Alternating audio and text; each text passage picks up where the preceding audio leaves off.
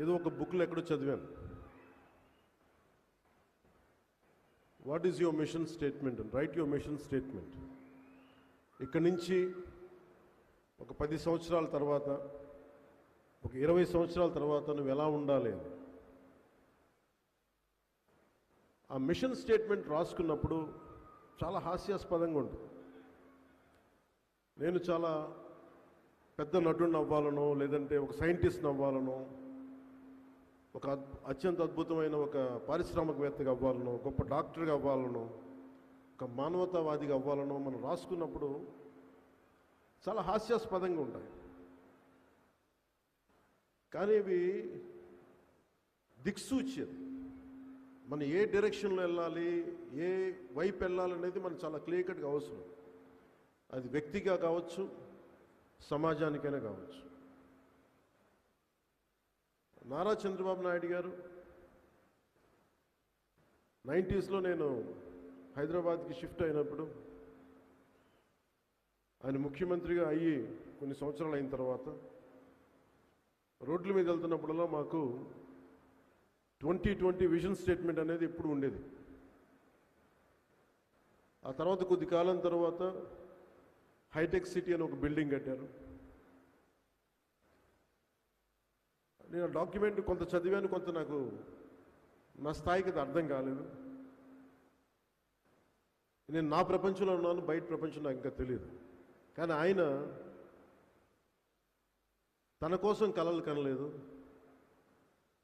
తెలంగాణ, ఆంధ్రప్రదేశ్, ఉమ్మడి ఆంధ్రప్రదేశ్ కోసం కలలు కన్న ఒక మహానాయకుడు. ఆ రోజు కలలు కన్నప్పుడు చాలామందికి అర్థం కాదు.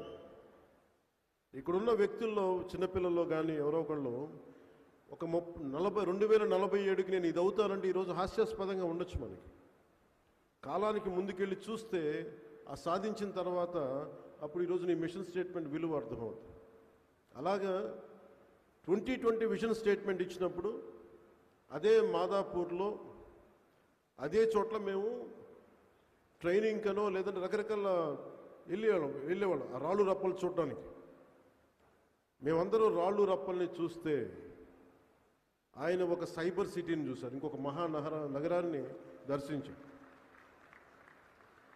సరికొత్త నగరాన్ని చూడటం అంటే ఏంటంటే, ఒక నగరాన్ని నిర్మించిన వ్యక్తికి డబ్బులు రావు, గుర్తింపు రాదు. తాజ్మహల్లో రూపకర్తకి పేరు తెలియదు మనకి, కానీ తాజ్మహల్ గుర్తుండిపోయింది. తాజ్మహల్ నిర్మాణానికి రాళ్ళెత్తిన కూలీలు ఎవరంటే కూలీలు గుర్తులేరు, కానీ నిర్మాణం గుర్తుండిపోయింది. ఈ రోజున అన్ని లక్షల మందికి ఉపాధి కల్పించే సైబరాబాద్ కానీ, ఆ వచ్చిన బిల్డింగ్స్ కానీ, ఉపాధి అవకాశాలు కానీ, దాని రూపకర్త, దాని శిల్పి, దాని చీఫ్ ఆర్కిటెక్ట్ శ్రీ నారా చంద్రబాబు నాయుడు గారు. నేను 2014 నుంచి రాష్ట్ర విభజన జరిగినప్పటి నుంచి నేను ఎందుకు ఆయన ముఖ్యమంత్రిగా ఉండాలని కోరుకున్నానంటే, పాలిటిక్స్లో సహజంగా రాగానే ప్రతి ఒక్కరికి ఒక స్వార్థం ఉంటుంది. నేనేదో అయిపోవాలని. నేనేదో అయిపోవాలని నేను కలగనలా. మీరేదో అయిపోవాలి, ప్రజలంతా ఏదో అయిపోవాలని కలగన.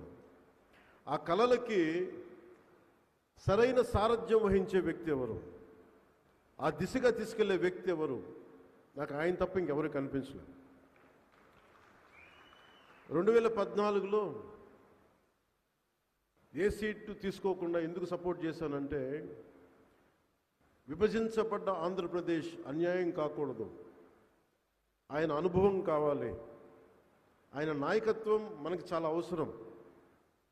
అందుకే నేను చేసింది ఈరోజు 2024లో కూడా మేమందరూ వెన్నంటే ఉండి ప్రధానమంత్రి నరేంద్ర మోదీ గారి నాయకత్వంలో ఎన్డీఏ కూటమిలో చేరి ఈ రోజున 151 ఎమ్మెల్యే సీట్లు కానీ, 164 అసెంబ్లీ సీట్లు కానీ, 21 పార్లమెంట్లు కానీ సాధించామంటే, కలిసి కట్టుగా ఉంటే ఎలాంటిది ప్రజలకు నిలబడగలమని చిన్నప్పుడు పాఠంలో చదువుకున్నాం. United we stand, divided we fall. కలిసి ఉంటే ఎంత బలం ఉంటుంది, విడిపోతే ఎంత బలహీన పడతాం అనేది ఈ రోజున ఈ విజన్ డాక్యుమెంట్ చేస్తున్నప్పుడు నాకు నిజంగా చాలా మనసు తృప్తిగా ఉంది. ఇన్ని కోట్ల మంది ప్రజలకి బలోపేతం ఇవ్వడానికి, బలం ఇవ్వడానికి, ఆర్థిక వ్యవస్థని బలోపేతం చేయడానికి ఇది దోహదపడినందుకు మనస్ఫూర్తిగా నాకు చాలా ఆనందంగా ఉంది. వ్యక్తి వ్యవస్థను నిర్మిస్తాడు, తర్వాత వ్యవస్థ వ్యక్తులు నిర్మిస్తుంది. ఆయన ఇన్ని దశాబ్దాల ఆయన సుదీర్ఘమైన అనుభవం కానీ, అడ్మినిస్ట్రేటివ్ కేపబిలిటీస్ కానీ చంద్రబాబు నాయుడు గారిది చాలా అమోఘం.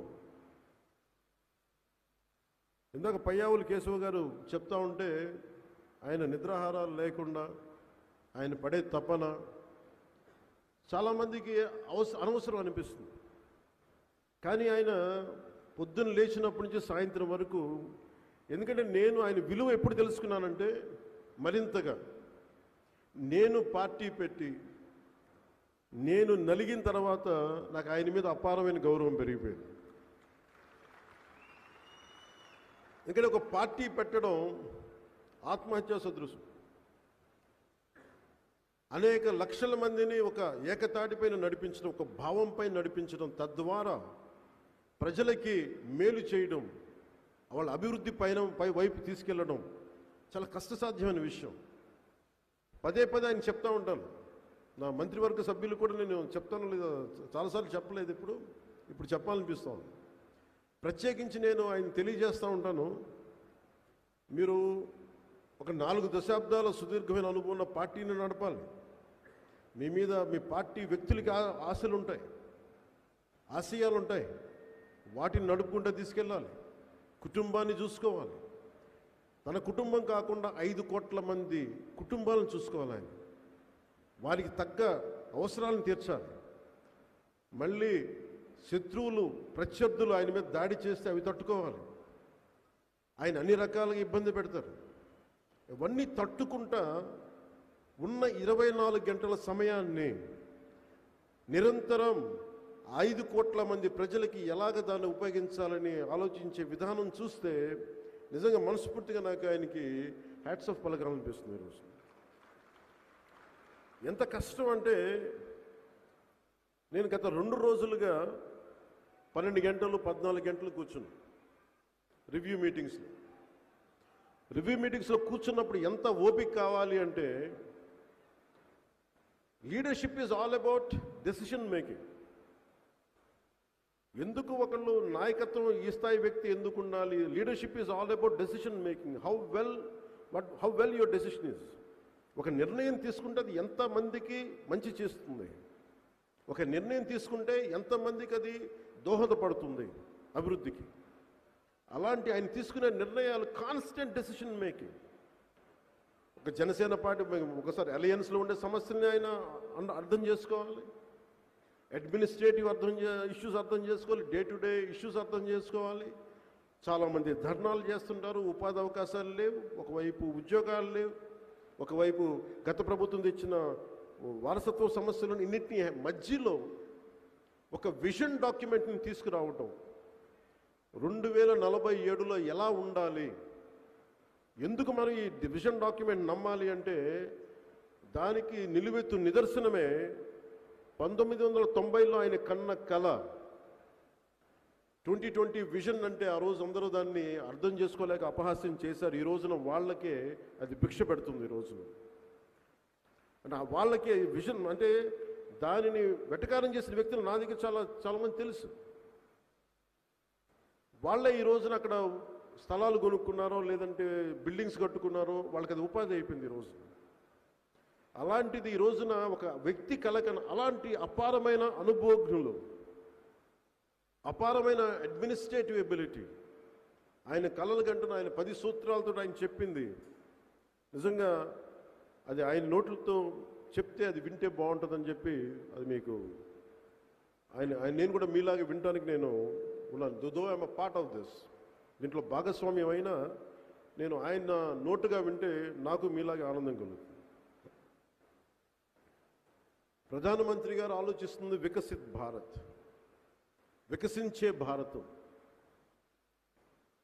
కేవలం వికసించడం కాదు, ఎప్పటికీ వికసించే భారతం అవ్వాలి. దాంట్లో అంతర్భాగమే స్వర్ణాంధ్ర 2047 విజన్. దీంట్లో ఇన్ని లక్షల ఉద్యోగాలు ఉండాలి 5 సంవత్సరాల్లో. 2047కి అత్యంత ఆధునికమైన సాంకేతికతతో కూడిన వ్యవసాయం ఉండాలి, నదుల అనుసంధానం జరగాలి, బిడ్డలకి భవిష్యత్తు బాగుండాలి, స్కిల్ డెవలప్మెంట్కి సంబంధించి స్కిల్ పాస్పోర్ట్ ఉండాలి.